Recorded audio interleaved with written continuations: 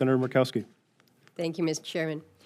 Administrator Regan, I mentioned at length in my comments my concern with regards to the wood heater program and the certification, and have suggested that it's unacceptable that the communities of Fairbanks and North Pole are effectively going to bear this burden for actions where the agency has failed, and that the program has to be fixed. I think we recognize that it has to be fixed, and I think it has to be done at whatever expense necessary. So I appreciate the engagement that you and your staff have led on this to write this. I'm certainly following this very carefully, but I do understand that you have recently responded to the Inspector General report.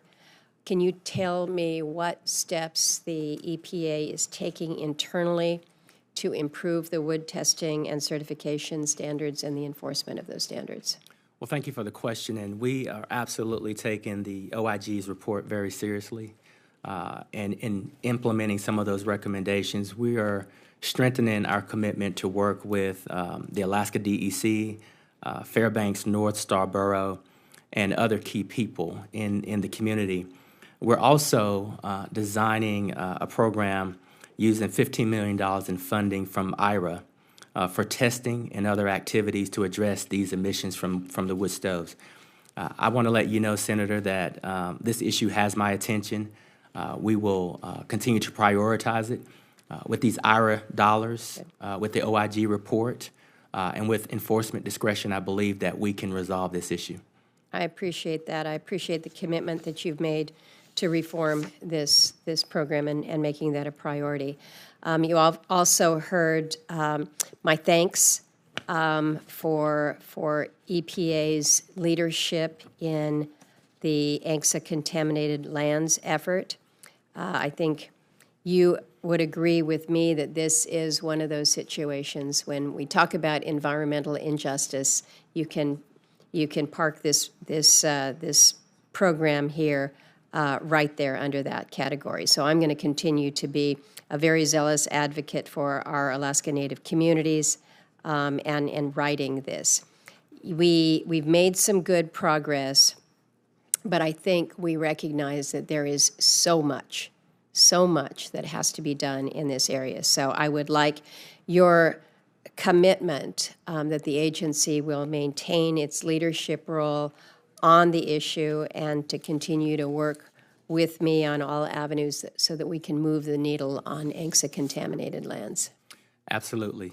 And we're really excited in the Inflation Reduction Act. There's a couple of programs there that we can access through that environmental justice lens to help expedite some of the work that we partnered on.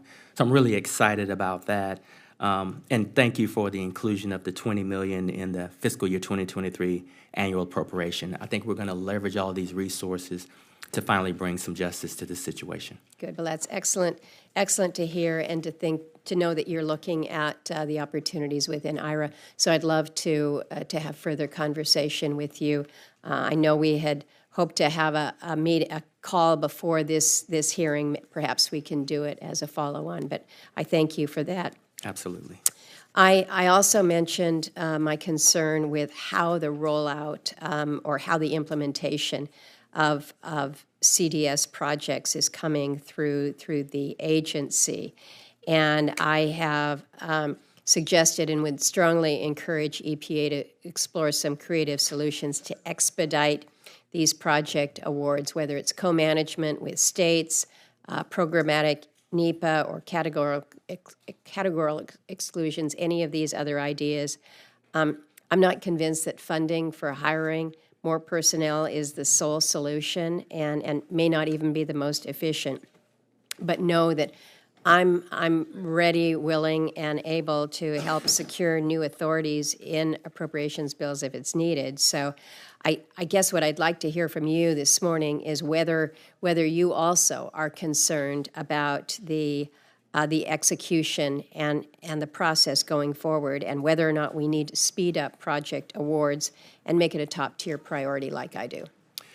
Yes, it's a top-tier priority. I am concerned with the speed of getting these resources to these communities.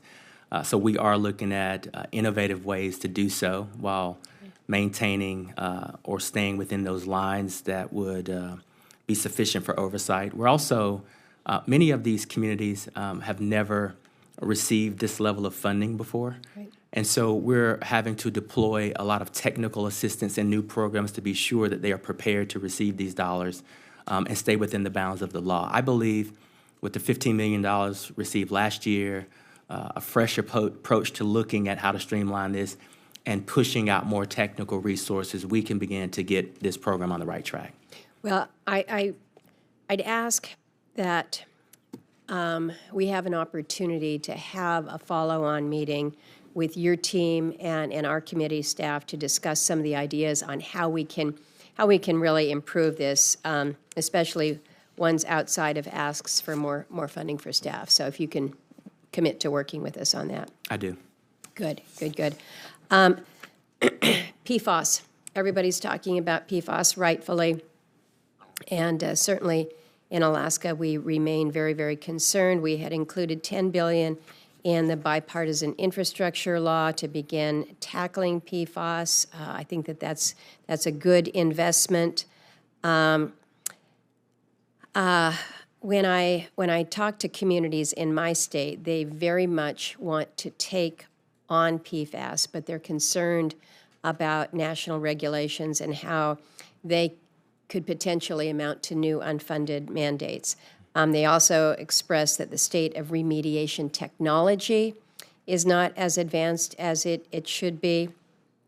We've got some groups in Alaska that I think are being innovative and working on some cutting-edge PFAS remediation technology. That's encouraging there. But how do you view the concerns of communities that are going to have to meet these stringent drinking water and CERCLA standards with no further financial help from the government? And are we in a good place with testing and remediation technologies? Are they affordable for the water systems, ready to be applied at a national scale? Everybody's talking about this. Yes. I can say, coming from North Carolina and facing this firsthand, a lot of small communities, that's first and foremost on my mind. Of the $10 billion for PFAS in bill, we know that $5 billion is dedicated specifically for small, disadvantaged, rural water systems. We want to continue to match those dollars with our traditional budget and dollars from USDA and other places to be sure that our small, disadvantaged, and rural communities aren't left behind. We do believe and we are investing in new testing methods to detect this. We also know that there are existing technologies. We're hoping that those costs will come down.